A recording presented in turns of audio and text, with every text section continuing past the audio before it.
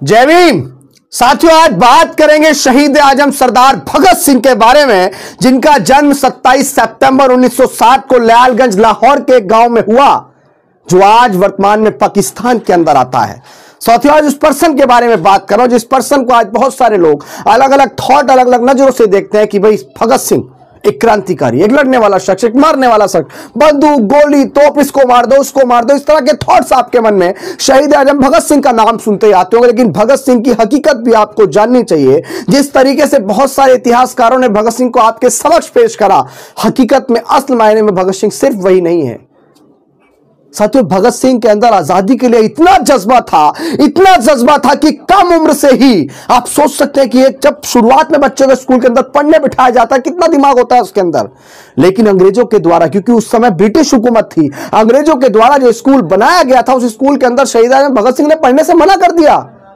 उन्होंने DAV college जो उसके अंदर पढ़ना पसंद किया, और बचपन से ही आजादी के लिए वो इतना समर्पण, इतना त्याग था उनके अंदर। उन्होंने अपने स्कूल के दौरान, एक छोटा सा बच्चा स्कूल के दौरान, मैं आपको यह बताना चाह रहा हूं कि भगत सिंह कितने सोशल रिवोल्यूशनरी पर्सन थे कि स्कूल के अंदर पढ़ने के बाद स्कूल से बाहर के उन्होंने 50 से ज्यादा किताबों का अध्ययन कर लिया। आप विचार कर सकते हैं कि क्या आज का बच्चा 10 किताबें में पूरी पढ़ सकता है, अपने विद्यालय की छोड़ के बाहर की। लेकिन शहीद आजम भगत सिंह ने छोटी सी उम्र में अपने स्कूल से, मतलब अपने अध्ययन से बाहर निकलने के बाद कम से कम 50 से ज्यादा किताबें अपने स्कूल से बाहर की पढ़ ली थी।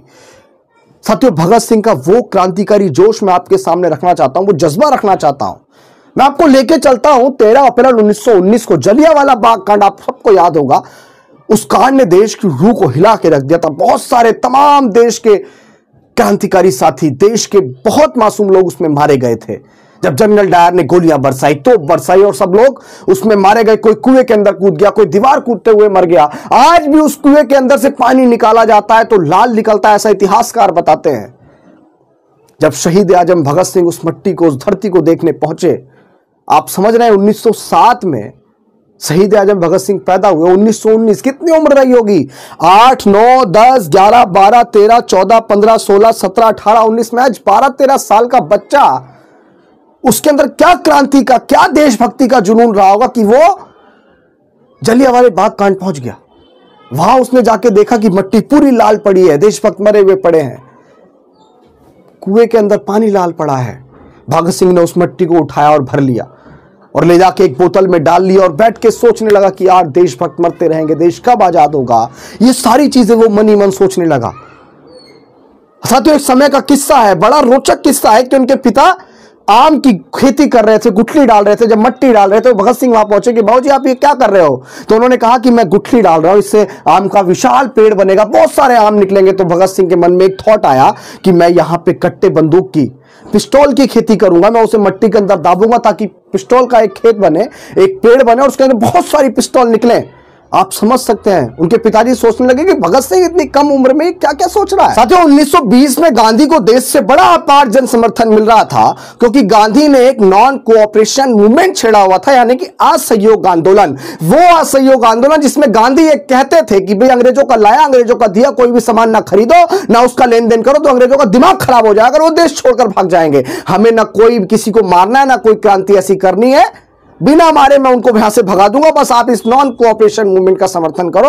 और देश के तमाम लोग उस नॉन कोऑपरेशन मूवमेंट का समर्थन कर रहे थे। शहीद आजम भगत सिंह भी बहुत कम उम्र में उस नॉन कोऑपरेशन यानी कि असहयोग आंदोलन के अंदर हिस्सा ले लिया, और जहां भी आजादी के नारे लगते थे वहां जाके शहीद आजम भगत सिंह खड़े हो जाते थे। वो बहुत तार्किक पर्सन थे, बहुत तार्किक थे, बिना वजह कहीं नहीं जाते थे। लेकिन आजादी का नाम सुनते ही जहां भी आजादी का शब्द होता था वहां भगत सिंह जाके खड़े हो जाते थे, आजादी के नारे लगाया करते थे। साथियों, उसी दौरान चोरा चोरी एक कांड हुआ, आपने सुना होगा। चोरा चोरी कांड के अंदर कुछ लोग आंदोलन कर रहे थे, देश के क्रांतिकारी आंदोलन कर रहे थे। अंग्रेजों के द्वारा लाया गया जो भी सामान था, जैसे अंग्रेजी शराब की दुकान, अंग्रेजी कपड़ों की दुकान और बहुत सारी अंग्रेजी जो चीज थी, उसका विरोध करते हुए वो लोग कह रहे थे कि अंग्रेजों वापस जाओ, अंग्रेजों वापस जाओ, इस तरह के नारे लग रहे थे। हम तुम्हारी शराब नहीं खरीदेंगे, हम तुम्हारा कुछ भी कपड़ा नहीं खरीदेंगे, अंग्रेजी कुछ भी कारोबार नहीं होने देंगे। तो फिर वहां का जो जमींदार था वो जाके थाने पहुंचा और थाने में जाके एक दरोगा से कहा कि साहब ये आंदोलन रुकवा दीजिए, साहब ये आंदोलन रुकवा दीजिए, हमारा रोजी रोटी बंद हो जाएगी, हमारा धंधा बंद हो जाएगा, ये आंदोलन रुकवाइए। तो जैसे ही वो दरोगा बाहर आया, उस दरोगा ने बाहर आके लोगों से कहा कि आप ये आंदोलन खत्म कर दीजिए,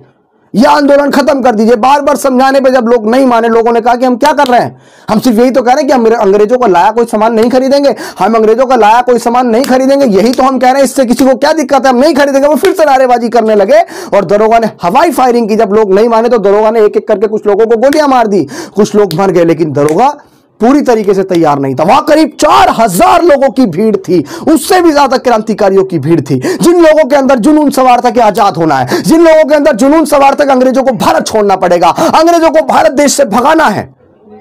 साथियों, उसी दौरान जब दरोगा की गोलियां खत्म हो गई तो चोरा चोरी कांड के अंदर जितने लोग आंदोलन कर रहे थे उन्होंने दरोगा को मारना पीटना शुरू किया। जब पुलिस वाले थाने के अंदर भागे तो वहां आंदोलन करने वाले लोगों को, क्योंकि मौत हो गई थी भाई, दरोगा ने गोली से मार दिया था भाई, देश के बहुत सारे लोग उसमें मारे गए थे।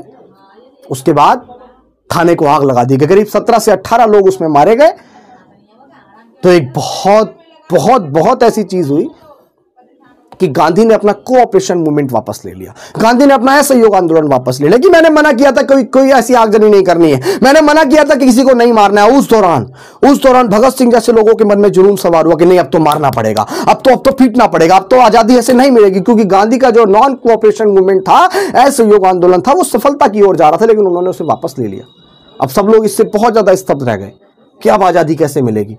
तब भारत देश के अंदर दो दल बने आजादी के लिए, एक नरम दल और एक साथियों पिस्तौल की बंदूक की क्रांति बाद में आई, लेकिन सबसे पहले शहीद आजम भगत सिंह ने विचारों की क्रांति करने का प्रयास किया। साथियों, करीब 1924 में उन्हीं दोनों शहीद आजम सरदार भगत सिंह ने लाला लाजपत राय के कॉलेज के जो पाकिस्तान में स्थित था उसको ज्वाइन किया और वहां जाने के बाद करीब 300 से ज्यादा किताबें उन्होंने पढ़ दी। एकाकीकरण की भावना उनके अंदर थी, कुछ कर गुजर जाने की भावना उनके अंदर थी। उसी दौरान उनकी मां ने उनसे कहा कि ओए बेटे 1924 में कि बेटे शादी कर ले, बेटे घर बसा ले, बेटे अपना परिवार बना ले। तब शहीद आजम भगत सिंह ने कहा कि ये मातृभूमि ही मेरी दुल्हन है, ये मातृभूमि ही मेरी देश है। जब तक मैं इस मातृभूमि को इन गौरों से अंग्रेजों से आजाद नहीं करवा दूंगा, तब तक मैं चैन से नहीं बैठूंगा और मैं अपने लिए कुछ भी नहीं सोच सकता हूं। साथियों, उसी दौरान चिट्ठी लिखकर शहीद आजम भगत सिंह ने अपना घर छोड़ दिया। आपने वो कहावत तो सुनी होगी ना, तमाम लोग कहते हैं कि शहीद आजम भगत सिंह पैदा तो हो लेकिन मेरे घर में नहीं, पड़ोस के घर में। वो कहावत ऐसे ही नहीं बन गई, वो कहावत ऐसे ही नहीं बन गई। कोई नहीं चाहता कि मेरे घर में भगत सिंह पैदा हो, क्योंकि भगत सिंह अगर बनना है तो बहुत कम उम्र में मरने की भावना को पैदा करना पड़ेगा। देश की आजादी के लिए घर परिवार सुख चैन सब कुछ छानना पड़ेगा, सब कुछ त्यागना पड़ेगा। वो भावना शहीद आजम भगत सिंह के अंदर थी और चिट्ठी लिखकर अपना घर छोड़कर चले गए। उन्होंने पंडित चंद्रशेखर आजाद की आजाद हिंद फौज को ज्वाइन कर लिया और उसके अंदर पहुंचने के बाद उन्होंने काकोरी कांड तो आपने सुना होगा। काकोरी कांड के अंदर, क्योंकि आप कोई मूवमेंट चला रहे हैं, आप कोई सोशल रिवोल्यूशनरी मूवमेंट चला रहे हैं, आप देश को आजाद करने का कोई मूवमेंट चला रहे हैं। आज भी अगर हम कोई मूवमेंट चला रहे हैं तो उस मूवमेंट को चलाने के लिए आर्थिक चीजों की आवश्यकता पड़ती है ना। बिना आर्थिक चीजों के हम लोग कोई भी मूवमेंट सफल नहीं कर सकते हैं। तो उन्हें अपने मूवमेंट को चलाने के लिए पैसे की आवश्यकता थी, खजाने की आवश्यकता थी। तो उन्होंने काकोरी कांड करने का प्लान बनाया। काकोरी कांड, जिसके अंदर अंग्रेजों का खजाना ट्रेन के अंदर भर के जा रहा था। चंद्रशेखर आजाद की पूरी फौज ने भगत सिंह के साथ मिलकर उस काकोरी कांड को अंजाम देने का काम किया और वो लोग इसमें सफल भी रहे। लेकिन राम प्रसाद बिस्मिल और शहीद अशफाक उल्लाह खां उस खजाने को लूटने के बाद पकड़े गए। खजाना लूट लिया गया, वो उसमें सफल रहे, लेकिन राम प्रसाद बिस्मिल और शहीद अशफाक उल्लाह खां को फांसी की सजा सुना दी गई और वो लोग फांसी के तख्ते पर चढ़ा दिए गए। भगत सिंह अकेले में बैठ के सोच रहे थे।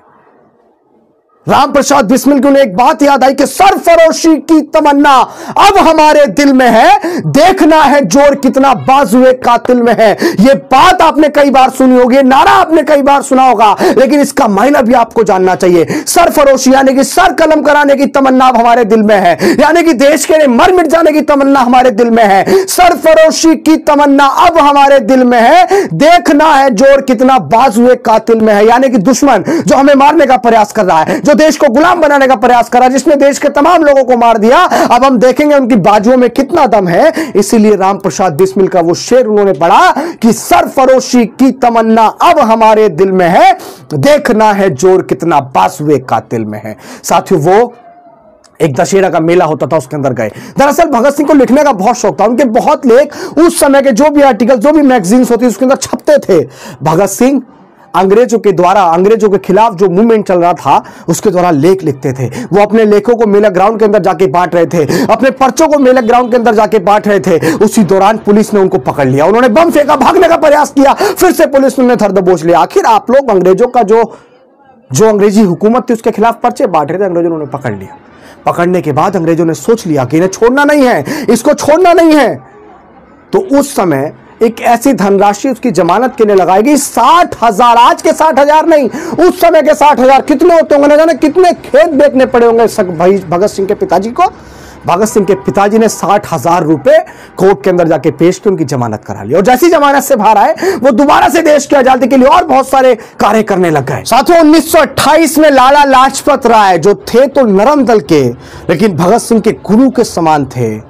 उनकी विचारधाराएं आपस में नहीं मिलती थी, एक तो गरम दल एक नरम दल। गरम दल के थे भगत सिंह और नरम दल के थे लाला लाजपत राय। लेकिन लाला लाजपत राय भगत सिंह के पास पहुंचे, चंद्रशेखर आजाद के पास पहुंचे, उन्हें समझाया कि हम ऐसे करके एक आंदोलन करने जा रहे हैं, आप लोग उसमें समर्थन करिए, हम लोग मिलकर देश को आजाद कराएंगे। लाला लाजपत राय के कहने पे, हालांकि वो लोग उनकी विचारधारा का समर्थन नहीं करते थे, लेकिन लाला लाजपत राय के कहने पे साइमन कमीशन के विरोध में लाहौर के अंदर एक बड़ा आंदोलन किया जा रहा था, जिसका समर्थन करने, जिस आंदोलन में हिस्सा लेने भगत सिंह भी पहुंच गए, चंद्रशेखर आजाद भी पहुंच गए, और वहां पे नारे लगने लगे लाहौर के अंदर, Simon go back, Simon go back, Bharat छोड़ो, भारत छोड़ो, साइमन गो बैक, इस तरह के नारे लगने लगे। और वहां पुलिस के द्वारा, अंग्रेजी हुकूमत के द्वारा लाठीचार्ज का ऑर्डर कर दिया गया। जब लाठीचार्ज किया गया तो बहुत बुरी तरीके से लाठीचार्ज किया गया। लाला लाजपत राय उस लाठीचार्ज के अंदर घायल हो गए और अस्पताल में इलाज के दौरान लाला लाजपत राय की देहांत हो गया, उनकी मृत्यु हो गई।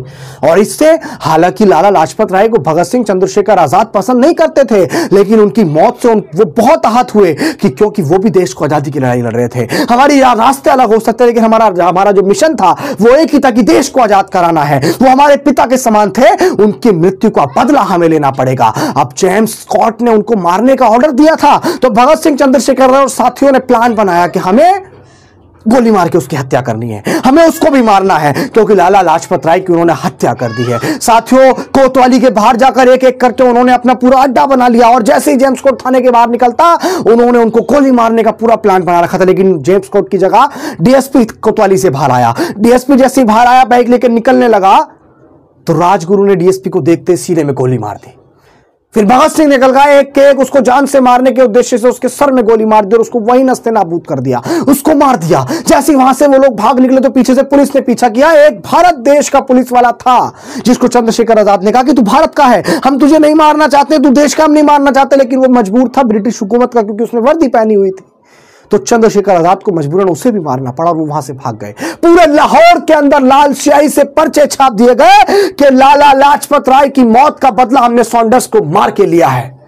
अब अंग्रेज इस बात से बहुत भयभीत हो गए कि इन्होंने ऐसा कैसे कर दिया, हमारी तो बदनामी हो जाएगी। तो ब्रिटिश हुकूमत ने पूरे लाहौर के अंदर धरपकड़ शुरू कर दी, लोगों के घर घर जाकर दबिश मारनी शुरू कर दी। उन्होंने पूरे लाहौर के अंदर जाल बिछा दिया कि भगत सिंह, चंद्रशेखर आजाद और तमाम लोग जो भी इस घटना में शामिल हैं, वो लोग लाहौर को छोड़कर ना भागने पाए। तमाम रेलवे स्टेशन, तमाम बस स्टेशन और तमाम जगहों पर जाकर उन्होंने अपने ब्रिटिश जितने भी सिपाही थे सब लोग वहां पर शिनाख्त करने के लिए स्थापित कर दिए।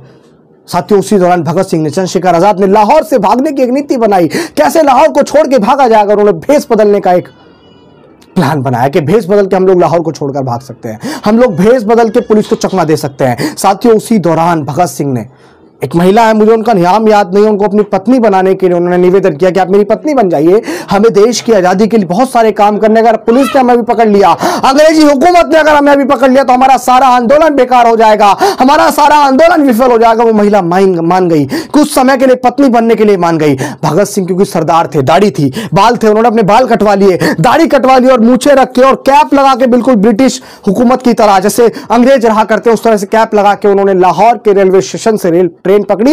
कोई उनको नहीं पहचान पाया, कोई उनकी शिनाख्त नहीं कर पाया। वो लोग बैठे और भटिंडा के रास्ते होते हुए कलकत्ता पहुंच गए, और वो लोग ब्रिटिश हुकूमत की नजर में नहीं आए और वो भागने में सफल रहे। साथियों, कुछ दिन बाद मजदूरों का एक आंदोलन चल रहा था, उन्होंने मजदूरों के लिए आवाज उठाई। ब्रिटिश हुकूमत ने मजदूरों के खिलाफ कोई बिल लेकर आए होंगे, उसके खिलाफ वो आंदोलन कर रहे थे, लेकिन ब्रिटिश हुकूमत के कानों पे जूं नहीं रेंग रही थी, ब्रिटिश हुकूमत उनको नहीं सुन रही थी। तब उन्होंने बहुत साल पहले कहीं किसी एक देश में ऐसी एक बम फेंका गया था असेंबली के अंदर, तो भगत सिंह ने उससे प्रेरणा लेके कि भाई बहरों को सुनाने के लिए धमाका जरूरी है। इस आवाज के साथ बम बनाया। बम बनाने के बाद ब्रिटिश असेंबली के अंदर बम को फेंका।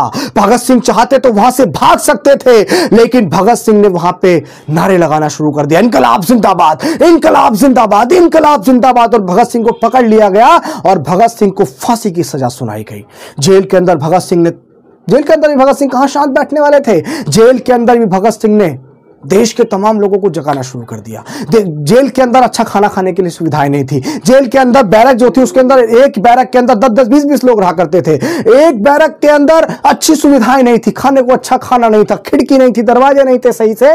उन्होंने वहां भी उनके खिलाफ आंदोलन शुरू कर दिया। अंग्रेजों की नाक में दम कर दिया, अंग्रेजों के सर में दर्द कर दिया, यार ये तो अंदर बैठा, इसको अलग करो, इसको अलग करो। तभी 64 दिन का आमरण अनशन, यानी कि खाना नहीं खाएंगे वो लोग, उन्होंने वो अनशन शुरू कर दिया। 3 दिन, 4 दिन, 5 दिन अंग्रेज उन्होंने हल्के में लिया। उनके एक साथी की मृत्यु हो गई। दिन पर दिन भगत सिंह का वजन कमजोर होता चला गया। साथियों, फांसी की डेट नजदीक थी। आप याद रखिए 23 मार्च 1931, 24 मार्च 1931 को उनको फांसी होनी थी, लेकिन इस डर से कि भाई बहुत सारे लोग वहां इकट्ठा ना हो जाए, कोई बड़ा आंदोलन ना हो जाए, अंग्रेजों ने इस डर से उनसे पूछा कि तुम्हारी कोई आखिरी इच्छा, तुम्हारी कोई आखिरी इच्छा। एक दिन पहले ही पूछ लो। उन्होंने कहा कि मुझे एक किताब पढ़नी है, मुझे नाम सही से याद नहीं आ रहा है वो किताब, कि मुझे किताब पूरी पढ़नी है, कि भाई पढ़ लो, आप पढ़ लो। वहां पहुंचे, उन्होंने कहा कि अब तुम्हें फांसी होनी। उन्होंने कहा फांसी की डेट तो कल है, कि नहीं तुम्हें फांसी आज ही होनी। 23 मार्च को अंग्रेजों ने उनकी फांसी की डेट को निश्चित कर दिया। फांसी उसके डर से, किस डर से, कि कल को यहां पे देश के अंदर बहुत बड़े लेवल पे आंदोलन शुरू हो रहे हैं भगत सिंह के लिए, बहुत बड़े लेवल में भगत सिंह की आजादी के लिए, फांसी के विरोध में आंदोलन शुरू हो रहे हैं। कहीं ऐसा ना हो जाए कि कोई दंगा हो जाए, कहीं ऐसा ना हो जाए कोई जेल में आग लगा दे देश के लोग। इसीलिए 23 मार्च 1931 करीब शाम 7 बजे भगत सिंह राजगुरु सुखदेव को, साथियों आज ही के दिन 23 मार्च 1931 को राजगुरु भगत सिंह और सुखदेव को फांसी दी गई। हंसते हंसते उन्होंने फांसी के फंदे को चूमा। उनसे फांसी देते वक्त भी ये पूछा गया था कि तुम्हारी आखिरी इच्छा क्या है, कि आप हमें वो जो काला कपड़ा होता है वो मत पहनाइएगा, आप हमारे हाथ मत बांधिएगा। लेकिन उन्होंने हाथ ना बांधने की शर्त तो मान ली, लेकिन कपड़े ना पहनाने वाली शर्त को नहीं माना। उन्होंने कपड़ा पहनाया और भगत सिंह, राजगुरु सुखदेव ने फांसी के फंदे को चूमा और उन्हें फांसी दे दी गई। साथियों, मैं उन तमाम क्रांतिकारियों को जिन्होंने देश की आजादी के लिए हंसते हंसते फांसी के फंदे को चूमा, उन तमाम क्रांतिकारियों को सैल्यूट करता हूं।